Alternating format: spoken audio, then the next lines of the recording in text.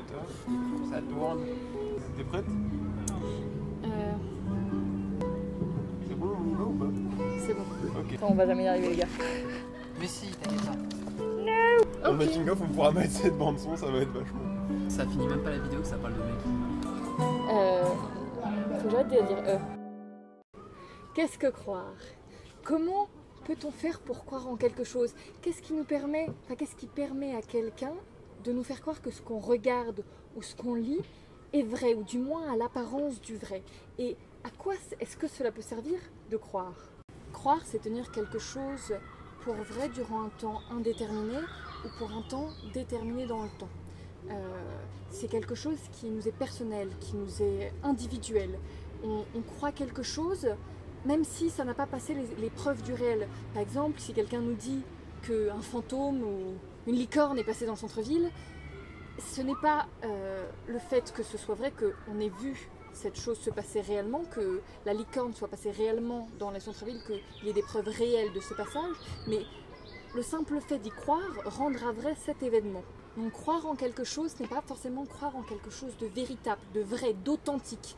Il suffit d'y croire en fait pour que cela devienne vrai pour nous. Ce qui nous est subjectif, ce qui est vrai à l'intérieur du sujet, donc ce qui lui est totalement subjectif, devient objectif par le seul fait qu'il y croit. Il devient vrai dans la réalité. Même si ce fait n'a pas passé les épreuves du réel. Comme je vous dis, les licornes n'existent pas et pourtant on y croit. Donc cela devient vrai dans la réalité par le simple fait que nous y croyons. Mais faisons un sort au voir pour le croire. Le mot croire ou le mot croyance c'est le plus souvent appliqué à la religion. On croit en Dieu, on a cette croyance, on a cette foi en n'importe quelle religion. Mais pourtant Dieu est le non-être qui a le plus fait parler de lui. On ne l'a jamais vu, on n'a jamais pu prouver son existence. Ce qui démontre bien avec ce merveilleux exemple que croire en quelque chose ne nécessite pas de le voir, d'avoir des preuves du réel pour y croire. Donc cela nous montre bien qu'on croit en quelque chose, on n'y croit pas, tout simplement, sans avoir à passer par les épreuves du réel. Donc, mais est-ce vraiment si simple? Est-ce qu'il suffit de ne croire ou de ne pas croire en quelque chose? Est-ce que croire justement, est-ce que cela nécessite-t-il pas un processus, une évolution, un cheminement de la part de la personne qui va croire et de la personne qui veut convaincre l'autre? Personnellement, je crois justement que la croyance nécessite une évolution, un cheminement de la personne qui doit croire ou qui va croire en quelque chose, c'est la personne qui veut convaincre. C'est croire, ce n'est pas un processus qui s'impose, enfin ce n'est pas un fait qui s'impose de lui-même, ça nécessite une évolution, un processus, un cheminement. Par exemple, dans la tragédie de Shakespeare Hamlet, où un personnage va effectuer une revanche parce que son père en fantôme va venir le voir et lui dire c'est ton oncle qui m'a tué, donc Hamlet va aller tuer son oncle parce que son fantôme de père lui avait dit. Mais qu'est-ce qui permet au spectateur et à Hamlet de croire que son père est réellement là, c'est véritablement un fantôme et qui est véritablement là, que ce n'est pas une illumination, une hallucination? Il va y avoir plusieurs procédés, par exemple déjà il y a plusieurs personnes qui vont voir ce fantôme. Et ensuite, on va le voir passer sur scène, il va avoir des paroles et il va être décrit avec beaucoup de précision. Et c'est pour ça qu'on va pouvoir croire à ce fantôme. Au cours de la pièce de Shakespeare, on va croire que le fantôme du père d'Hamlet est véritable, est authentique et est aussi présent que Hamlet ou n'importe quel spectateur dans la salle. Et c'est ça le phénomène de la croyance qui est extraordinaire. Aujourd'hui, je voudrais vous parler d'un univers particulier, un univers fictionnel où on a besoin de croire dans un temps déterminé, c'est le théâtre. Parce qu'au théâtre, on a pendant 1 heure, 2 heures, 5 heures, 18 heures même parfois, on a besoin de croire à ce qu'on voit parce que sinon c'est une mauvaise pièce et on n'arrive pas à rentrer dedans. Un peu comme dans un film ou dans un livre où on a besoin de rentrer dans l'histoire pour éprouver des émotions.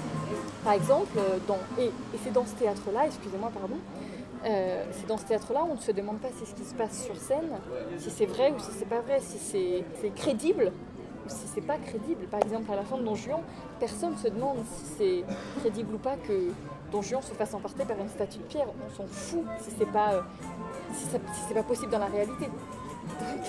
Donc voilà. Qu'est-ce qui nous permet de vivre les émotions des personnages, de sentir avec eux leur désespoir, leur joie, l'amour des personnages, etc. Alors, je vais d'abord revenir sur un petit topo historique. Le théâtre n'a pas toujours été ce qu'il est aujourd'hui. Dans la Grèce antique, le théâtre était aussi bien un divertissement qu'une scène politique. C'était un événement extrêmement important dans la vie des Grecs à l'époque de l'Antiquité. Il y avait des fêtes où les pièces étaient jouées, c'était très important, il y avait des pièces élues, etc. Et ça pouvait servir de scène politique parce que beaucoup de pièces parlaient de ce qui se passait à ce moment-là dans la ville d'Athènes, dans la Grèce tout entière. Par exemple, les Perses d'Échille a été écrit un petit peu après l'échec des Perses face aux Athéniens. Donc c'était quelque chose de très important qui racontait l'actualité, et ce n'est pas rien. Et c'était de tout. Et le théâtre a toujours été donc un moment de divertissement où les gens parlaient, huaient ou acclamaient ce qui se passait sur scène. Ils n'étaient pas toujours concentrés sur ce qui se passait devant eux, mais étaient aussi concentrés sur ce qui se passait à côté d'eux, devant eux, derrière eux. Là, le théâtre était vraiment un lieu de théâtre aussi bien sur la scène que dans la salle. Et c'est ce qu'on disait souvent, par exemple, vous voyez dans les théâtres, dans beaucoup de théâtres, notamment au Parler Garnier par exemple, ou dans d'autres théâtres où les scènes sont à l'italienne, comme on dit, souvent les balcons sont tournés vers la scène, ce qui fait que les gens au balcon pouvaient voir ce qui se passait à l'orchestre ou dans les autres balcons en face d'eux, etc. Et souvent les gens, parce que c'était souvent les gens de la bonne société qui allaient au théâtre, se regardaient, se mataient, se disaient qu'elle était bien jolie, que l'autre il était bien moche, des trucs comme ça. Donc on disait souvent que le spectacle avait plus lieu dans la salle que sur la scène. Et les gens n'étaient pas très concentrés parfois sur ce qui se passait à l'époque. On m'avait raconté une anecdote comme quoi, à l'époque de Molière et de Louis XIV, les gens arrivaient en plein milieu du spectacle, la lumière était allumée dans la salle, donc on s'en foutait aussi bien de ce qui se passait sur scène que ce qui se passait dans la salle. Enfin, c'était kiff et bourricot pour les deux. Voilà. Et en fait, un mec est arrivé, il s'appelait Wagner, et il a fait ma musique.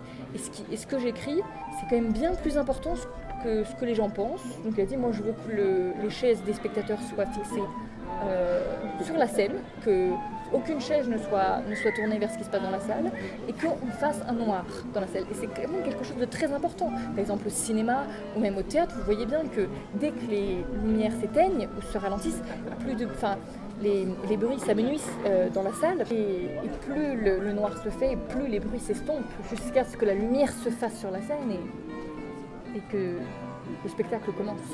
Donc c'est ce qui s'est passé. Petit à petit, on est arrivé à ce qui se passe aujourd'hui, c'est-à-dire qu'il n'y a plus aucun bruit dans aucune salle de spectacle. S'il y a un bruit, on se fait laminer sur place. Et si on a le malheur de vouloir partir en plein milieu du spectacle, on a intérêt à faire le moins de bruit possible. Donc vraiment, la scène culturelle, le spectacle artistique ou culturel est devenu presque un lieu de culte ou de prière où c'est essentiellement ce qui se passe sur scène. Enfin, tout doit être concentré sur ce qui se passe sur scène. Rien n'est important autre que ce qui se passe à ce moment-là. Mais comment se fait-ce ? Donc c'est Denis Diderot qui théorise pour la première fois ce concept de quatrième mur. C'est-à-dire que vous prenez une salle de théâtre, vous avez 3 murs qui encadrent la scène. C'est comme si on foutait un quatrième mur entre les spectateurs et la scène. Et donc pour Denis Diderot, ça permet aux acteurs d'être plus naturels, plus réalistes dans leur manière de jouer. C'est comme s'ils jouaient dans une scène normale, dans la rue, dans leur maison, n'importe où, mais c'est comme s'ils n'étaient pas regardés. Et de plus, ça met le spectateur dans une position de voyeur et ça attise sa curiosité. C'est comme s'il voyait quelque chose qu'il n'aurait pas dû voir. Mais ce quatrième mur exclut aussi d'une certaine manière le spectateur qui ne fait pas du tout partie du spectacle. Or, beaucoup de metteurs en scène se sont attachés à briser ce quatrième mur. On peut citer Ariane Mouchkine par exemple, qui dans sa pièce 1789 a joué son spectacle avec les spectateurs. C'est-à-dire que les comédiens jouaient. Ils jouaient dans une salle où il y avait et des spectateurs et des comédiens, et les comédiens se servaient des interactions des spectateurs pour jouer et pour créer leur pièce. Le fait de briser le quatrième mur, c'est donc permettre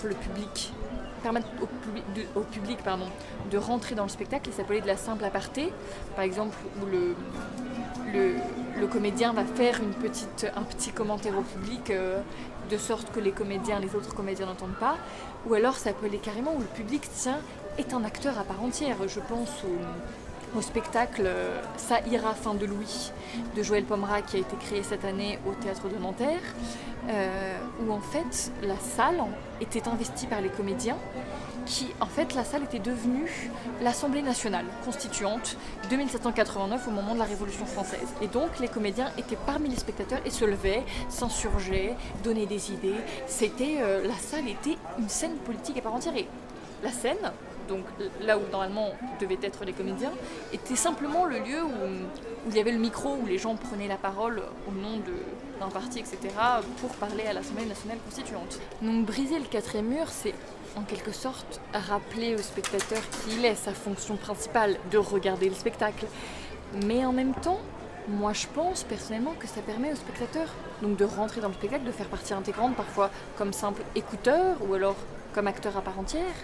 Et ça lui permet en fait de s'immerger encore plus dans l'histoire, enfin c'est ce que je pense personnellement, parce que il fait partie de l'histoire, il est dans cette histoire, donc il ne peut que penser que c'est vrai. Et je pense que c'est ça la grande force de briser ce quatrième mur, c'est que l'histoire se propage partout dans la salle et c'est ça qui est magique. Briser le quatrième mur, c'est créer une encore plus grande complicité, une certaine intimité entre les comédiens et le spectateur, la scène et la salle. Briser le quatrième mur, c'est pas simplement aussi pour donner une aparté ou alors pour faire du spectateur une entité, c'est aussi pour lui apporter des explications sur ce qui se passe sur scène, pour lui donner des pistes de réflexion. C'est aussi tout ça, briser le quatrième mur, c'est parler directement au public. Je vais vous donner un exemple que j'aime particulièrement, c'est une pièce de théâtre montée par Yannick Jolin qui s'appelle « Comme vider la mer avec une cuillère ». Paye ton titre. Mais donc dans cette pièce-là, Yannick Jolin nous raconte les contes de la Bible. Parce que oui, ce sont des contes au départ, la Bible n'est pas un livre de théologie, mais ce sont des contes. Vous pensez à l'histoire d'Adam et Ève, à l'histoire du déluge, à l'histoire de Moïse qui traverse la mer Rouge en la séparant en deux. Ce qui est quand même chaud. Et voilà, donc il nous raconte ses contes et il nous fait des explications dessus. Il nous parle directement.